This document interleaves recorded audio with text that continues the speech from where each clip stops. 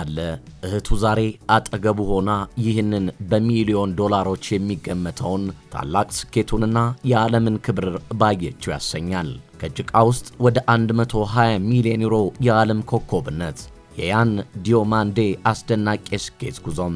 የተወደዳችሁ የቻናላችን ቤተሰቦች ቻናላችንን ላይክ፣ ሼር፣ ኮሜንት፣ ሰብስክራይብ እና የደውል ምልክቷን እየነካችሁ እንደ ሁል ጊዜው ሁሉ አብሮነታችሁን ስለምታደርሱን ከልብ በማመስገን ለዛሬ አንዳንድ 3 ነገሮችን ይዘንላችሁ ቀርበናል።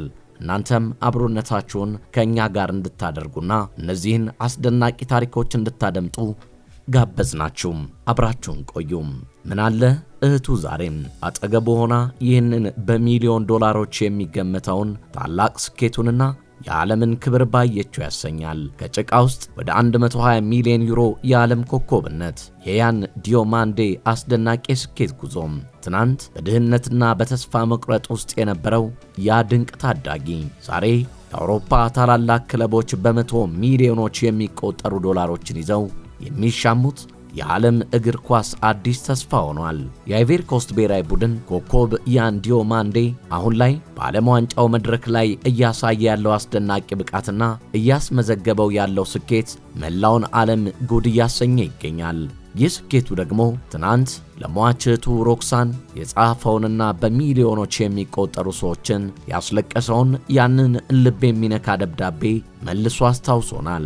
በአቢጃን በአንድ ጠባብ ቤት ውስጥ 25 ሰው ተጨናንቆ በሚተኛበት ድህነት ውስጥ ያደገው ያን ቪዛው አልቆና ህልሙ ከሽፎ ወደ አፍሪካ ለመመለስ ተገዶ በነበረበት ጨለማ ጊዜ እንኳን ተስፋ አልቆረጠም ነበር።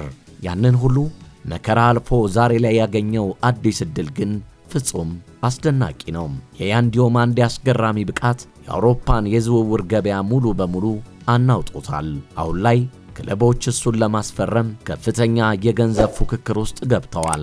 ታላቁ የእንግሊዝ ክለብ ሊቨርፑል ይህንን ድንቅ ተጫዋች በእጁ ለማስገባት ሙሉ 100 ሚሊዮን ዩሮ አሊያም 100 ሚሊዮን በይፋ ቢያቀርብም አሁን የሚጫወትበት አርቢ ሌፕዚንግ ግን ጥያቄውን በኩራት ውድቅ አድርጎታል። አርቢ ሌፕዚንግ ኮከቡን በቀላሉ የመልቀቅ ፍላጎት የለውም። እሱን ማግኘት የሚፈልግ ክለብ ቢያንስ 120 ሚሊዮን ዩሮ ማቅረብ እንዳለበት ገልጿል።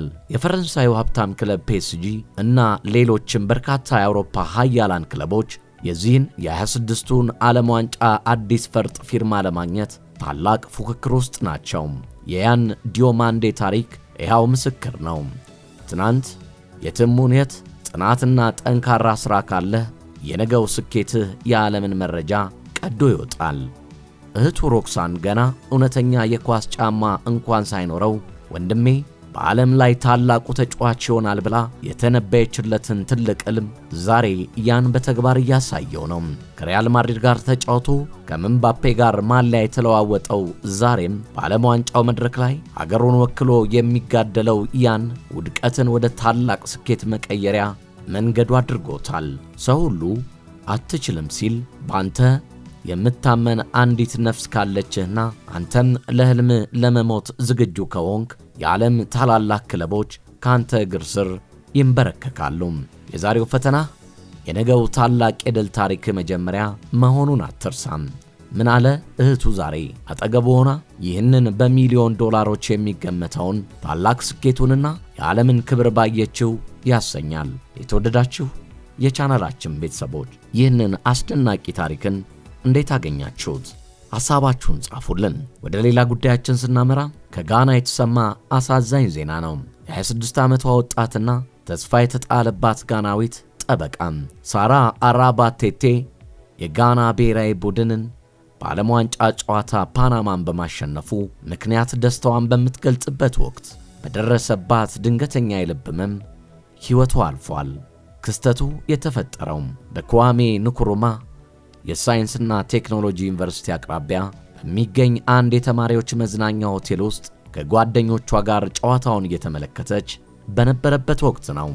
የጨዋታውን ማጠናቀቂያ የሚያበስረው ፊሽካ ተነፍቶ የጋና ማሸነፍ ከተበሰረ በኋላ በደስታ ስሜት ውስጥ እያለች በድንገት ተዝለፍልፋ ወድቃለች።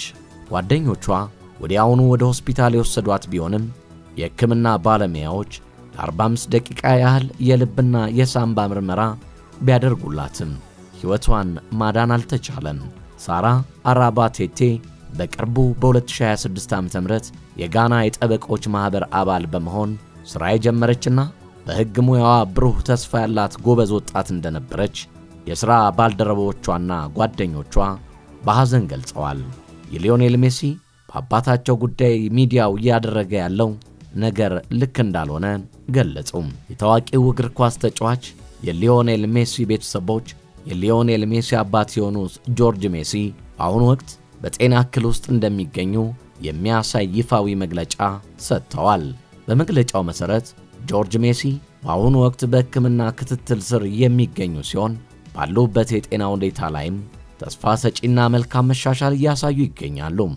ከቅርብ ጊዜ ወዲህ ከተሰራጩት የተለያዩ ግምቶች በኋላ የሜሲ ቤተሰቦች ይህ ግላዊ የቤተሰብ ጉዳይ የአነፍናፊ ጋዜጠኞች ሲሳይ መሆኑ በእጅጉ እንዳሳሰባቸው ገልጸዋል። ቤተሰቡ አክሎም ስለ ጆርጅ ሜሲ ትክክለኛና እውነተኛ መረጃ ያላቸው የቅርብ ቤተሰቡ አባላት ብቻ መሆናቸውን ገልጠዋል። ስለዚህም በቀጣይ ከቤተሰቡ ይፋዊ ገጾች የማይወጣ ማንኛውም መረጃ ውሸትና ተቀባይነት የሌለው መሆኑን አስታውቀዋል።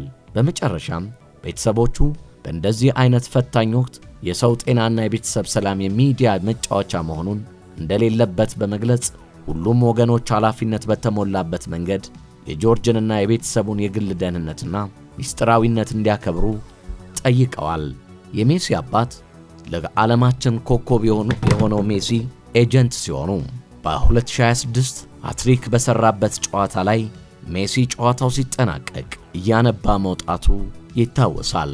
የዚህ ምክንያቱ ደግሞ የአባቱ ሕመም እንደሆነ በርካቶች እየተናገሩ ይገኛሉ። እሱም እንዳለው ከሆነም በጣም ከባድ ሁኔታ ውስጥ ነው የሚገኘው። ነገር ግን በክለብ ጓደኞቼ አማካኝነት ሁሉም ነገር በመልካም ሁኔታ ላይ ይገኛል።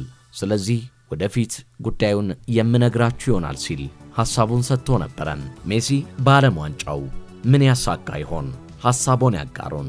የተወደዳችሁ የቻናላችን ቤተሰቦች ቻናላችንን ላይክ፣ ሼር፣ ኮሜንት፣ ሰብስክራይብ እና የደወል ምልክቷን እየነካችሁ አብሮነታችሁን ስለምታደርሱን ከልብ በማመስገን የዛሬን በዚሁ አበቃን። በሌላ ዝግጅት በሌላ ጣፋጭ ፕሮግራም እስክንገናኝ በያላችሁበት ሰላምና አንድነት ቸርነትና ጤና ከእናንተ እንዳይርቅ በመመኘት የዛሬን ተሰናበትን።